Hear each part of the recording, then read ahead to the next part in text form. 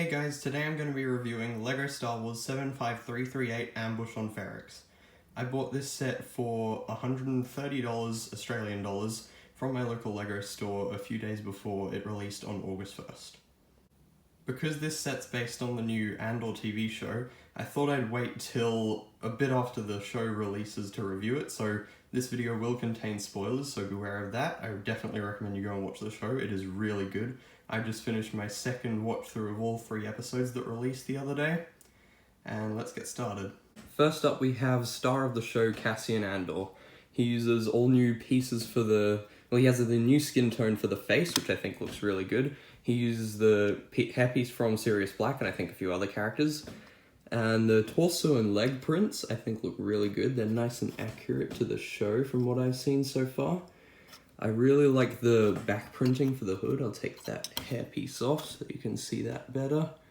And he also has an alternate face there, which you can put the hairpiece on and you'll obviously switch the head around to use the alternate face. Yeah, I think the face print's really accurate. Torso and leg prints are really accurate. Good figure overall. It's a bit annoying that the old figure doesn't also use this newer skin tone, but I guess it didn't exist then, so yeah. And it's not like you'll be using the figure from Rogue One as well as this one alongside, so it doesn't really matter in the end. He also uses this blaster piece for his blaster, which is really accurate to the show from what I've seen. I think like the detail is it's not even a new piece or anything, but it's basically exactly the same as the show. It's like it's a new piece. It's really good how accurate it is. Here we have the awesome new character Luthen, who made a brief appearance in the second episode of the show, but made his proper debut in the third episode of the show. He uses this hairpiece that's the same one as, I think, Mr. Incredible, but it is the same one as Tobias Beckett from Solo. A lot of people thought this might actually be Tobias Beckett when we saw our first blurry images of this set a while back now. He uses one of these blaster pieces, which I think is pretty good. It's not perfect for what his blaster looks like in the show, but it's pretty good. His torso and leg print is also pretty nice. The dark green on the legs isn't too accurate. I don't really know why that was there, but then again, I think this set was based on concept art provided by Disney, so it's understandable that there will be a few minor errors. I'll talk a little bit more about that when we take a look at the actual mobile tac pod in the set later. He also has an alternate face, and I don't really like this one as much as the other one, but it does look like his face does in a few of the scenes that we've seen so far, so I like it anyway. Here we have Cyril Karn, or Syril Karn, not sure exactly how you pronounce that name, who is the Deputy Inspector of the Preox inspection team, Imperial inspection team. It's a really cool figure. I think he should have had leg printing and maybe even some arm printing, but it's understandable since this is just the first set from the show that they didn't put any new molds or anything, I guess. It really could have done with some arm printing though. The hat's alright, although it is inaccurate. That is one of the hats of the regular guys when the officers like Linus Mosk and Cyril Khan should have orange around the rim of the hat as well instead of just that stripe. But it's understandable, I guess, because this was based on concept art, I think. Anyway, he has some dark blue hands for his gloves and a nice blaster. Back print's also pretty nice. I really like the color combination with the blue and orange, bit of dark blue as well for the hands and the comlink on his chest there. This face print, I'm not happy with. It should have been a new one. Although, because this is just a generic one. It's come on Stormtroopers, TIE Fighter pilots. It even came on the Bespin Guard figure, which I'll talk a bit about later. But yeah, he should have had a new face. In fact, I think for 2022, they should have made a new mold for this cap that had hair coming down the back, as this not only would have allowed them to give Cyril Khan or Syril Khan here hair, but also would have allowed them to give hair to Tala Durith, and also other characters with this hat in the future. They just look really weird with that. And he also would have been able to have an alternate face, which would have possibly encouraged LEGO to make a new face for him. So really need a new mold for this hat with some hair on it. Don't know why they haven't done that yet, but they really should at some point. You can also see that little orange symbol I forgot to mention on there. that you can also see on a sticker that's on the mobile tack pod that we'll have a look at later. Now just before we go, I'd also like to mention that why is he the only Preox Morlana employee inspector in this set? It is literally, the main build is a mobile tack pod that is supposed to transport these guys, and they included just the main one of them, pretty much. No Sergeant Linus Mosk, no generic guys, no guys with the rifles or anything.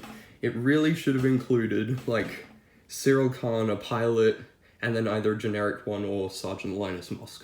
Maybe a generic one so that we could have an officer and a generic one as well as the pilot. But seriously? Why just one? We need more. There are so many of these guys in the show. But as a compromise, just for now, until LEGO releases more, because they have to release more. Like, come on, why would they not? You can use this Bespin guard. This one I got from the 2016 Advent Calendar, and you'll notice I actually swapped out the face. That's because he actually uses the same face as Cyril Khan, because it's a generic face, and they should have made a new one.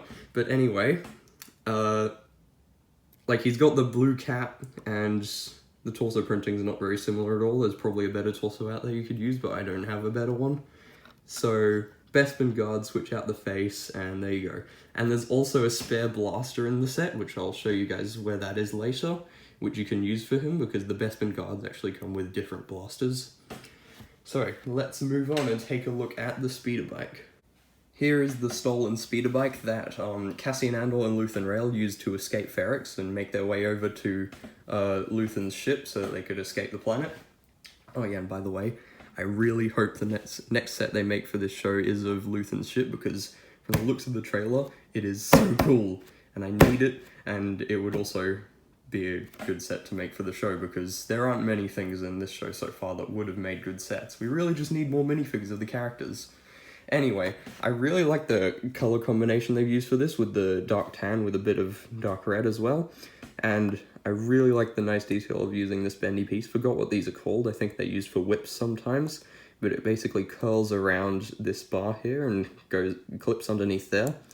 It is a bit weird that it tilts forward, because if it was up like that, it would be like that, but it does tilt forward, which isn't great, but it's alright. It also has a clip on either side for for Luthen and Cassian's blasters, and a thruster here on the back. Now here's the speeder bike with the figures on it, and you can see that the blasters do fit in the clips there, and they look pretty nice there. The figures also look nice on the speeder bike. It is a bit tricky to get them on there, but once you figure out the best way to get that done, it shouldn't take too long. And even though we only saw the speeder bike very briefly in the show, I did pause it to take a good look at it, and it does look really accurate. Although the dark tan color should have been slightly more green, but LEGO doesn't have a color for that, so this was the closest they could get. And overall, pretty nice speeder design. Let's move on to the mobile tack pod. Here's the mobile tack pod used by the Pre-Mor inspection team, the Imperial Pre-Mor inspection team, so it's a pretty cool ship. Here it is in landing mode. You've got to have the wings a little bit past 90 degrees. Not too far like that, because then the cannon kind of gets stuck. You just got to make sure that they're a bit past 90 and you should be right. So that's the landing position. And there are a few little inaccuracies with this that are understandable, because this was based on concept art provided by Disney, but it's alright. There are actually supposed to be a couple more yellow stripes right here, not on the other side, just this one side, so I can see why that might have been confusing. And there should also be a cannon here and here. Now, I've actually come up with a little mod to have them, and it uses one of these pieces and one of these black candlestick pieces. And if you get two of those little assemblies, pretty easy to come by pieces, and you can just clip them onto there, into that perfect little spot there. Make sure they're straight. Then should be able to have those cannons there. And that brings me to another problem with this. On the box, and the wings fold down to here, and that's how they are on the box, but in the show, they're actually shown flying with the wings at an angle more like that. So it is a little different, but if you can just fold them up to that, so it's not too much of a problem. It would have been nice if they were stopped at that angle, but it doesn't really matter. And then that's where they stop normally on the box and in the instructions. Anyway, I'll just remove these so we can have a look at the set as it is.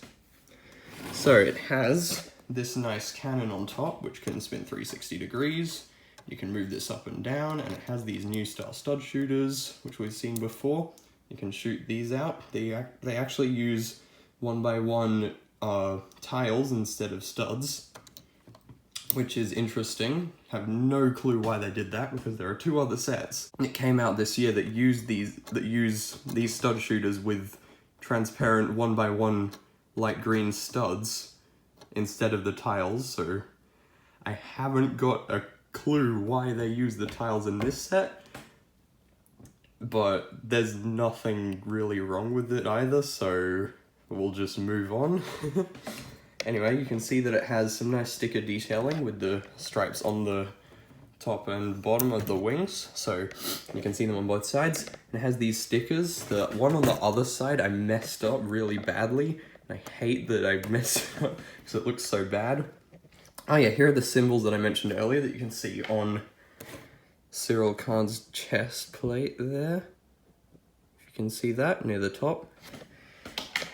And it also has this little turret on the front. It doesn't move around or anything, it's just locked in place. I'll give you a look at the underside so you can see how that works. There are a few other colors that you can see under there. These pieces, it's really interesting how they got all the angles to work. This is just removable. It's got one of those, I think, bottom half of balloon pieces they're normally used for, and that's just sticking onto a bar piece that's held on an angle. So you can move these backwards and forwards, so I just try to keep them kind of in the middle. And yeah, it's pretty cool. This kind of gap here does look a little bit weird, but I can get past it. And the ship just has some really nice detailing in general. Oh yeah, for this front panel and the back panels, they're an odd number of studs along, so it felt so strange building those pieces. I can't figure out why. Well, I know why. It's because they've got one stud in the middle instead of just two, like basically everything else on every other set. It's just so weird building it like that with the 1x1 pieces in the middle. It's so strange. Anyway, let's take a look at the beautiful interior. Now, in the show, the way you enter and exit the ship is with this ramp at the back, which you can flop down just like that. It's a bit difficult to do sometimes, but if you can get your finger around there, it should be fine. I also sometimes use this clip piece to bring it down, and there's nothing in there. And you can't actually get into the interior through this way, which is strange, but I guess that's fine because they needed this section to use for structural support for the ship. Anyway, it's a bit hard to see, but there are a few clips here and some inverted tiles, so you can actually pose figures on here and here. That's kind of a step looking thing there.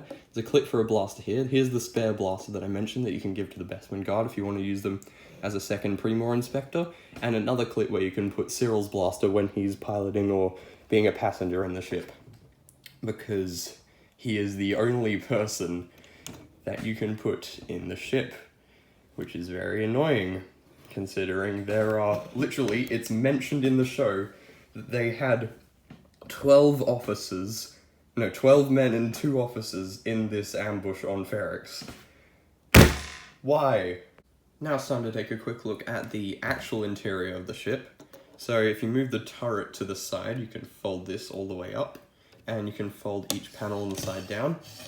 So these side panels, as I mentioned before, they don't actually open in the show, just the back panel.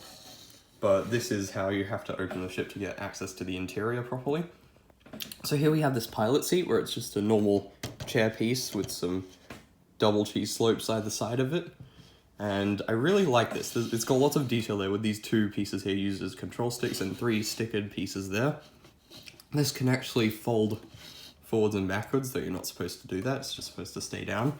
It's really nice, and I had a look at the ship's control panels in the show, and it does look pretty much like that, so really nice there that they included all that detail.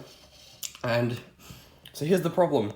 You literally get one person to fill out one pilot seat and 4 passenger seats. It's ridiculous. I know I keep mentioning this. I've mentioned about 5 times already. Why? We need more Pre-Mor employees. As you can see, there are some really detailed seats here with these seat rests, which look really nice.